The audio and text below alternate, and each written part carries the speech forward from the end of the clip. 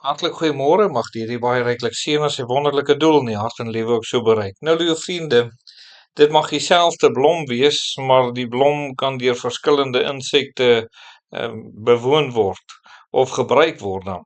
So weet ons dat 'n by maak nektar bymekaar om op die ou en die heuning te versamel, maar net agter die by in hierdie foto is daar 'n luis en hy sal nou nie so voordelig wees vir die plant nie.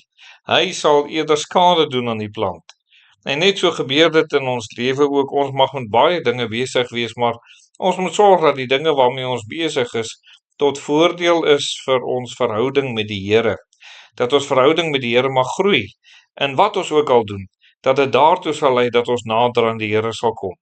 As ons dit nie doen nie, dan sal daar dieselfde goed amper soos 'n luis in ons lewe wees. Dit sal tot skade wees. Dit sal vir ons wegtrek van die Here af en dit is nooit tot voordeel as enige iets of iemand ons wegtrek van die Here af.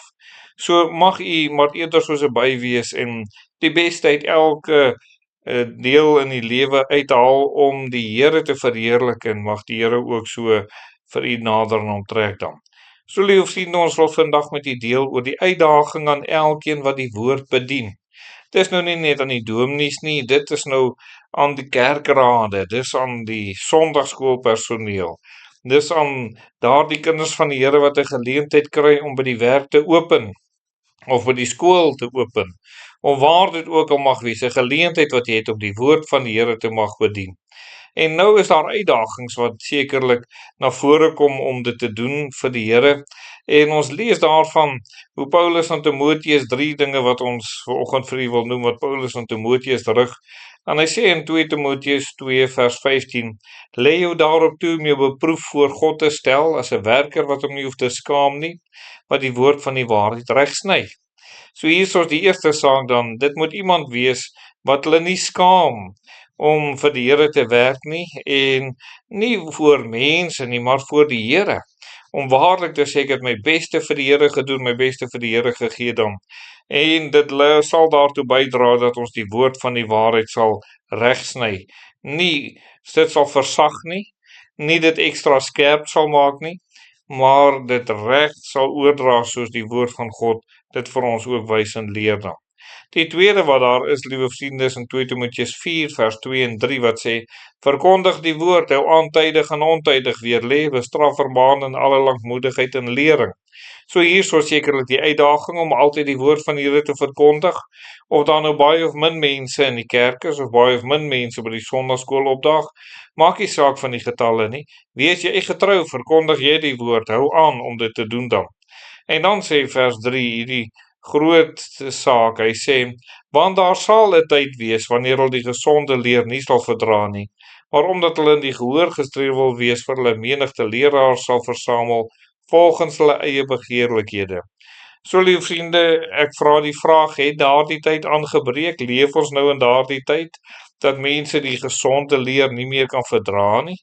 En dat hulle in die gehoor gestreel wil word, en daarom kies hulle mense wat praat volgens wat hulle graag wil hoor, en dat hulle nie meer ag gee op wat die Here regtig wil kom sê nie.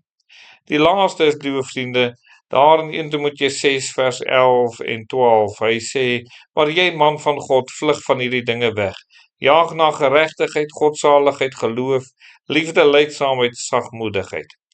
Stryd die goeie stryd van die geloof, gryp na die ewige lewe waartoe jy geroep is, en die goeie belydenis voor baie getuienis af lê.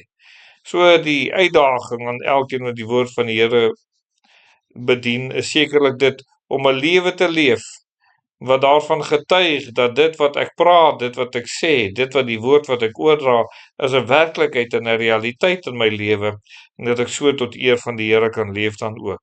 So liewe vriende, die vraag is u op standaard? Is u daardie iemand wat nie net praat nie, maar regtig ook leef, dat ander by die Here mag uitkom? Mag u so wees, en mag die Here ook vir die baie ryklik seën. Kom ons bid. Dierbare Here, ons bid vir elkeen wat die woord in hierdie dag moet uitdra, dat u vir hulle sal help, om dit tot eer van die naam te doen, en dat hulle ook so sal optree, dat u altyd verheerlik sal word. Wil u nie kom seën en elkeen bekragtig, Here, en hulle toerus om daardie werk vir u te doen waartoe u hulle ook geroep het. Amen.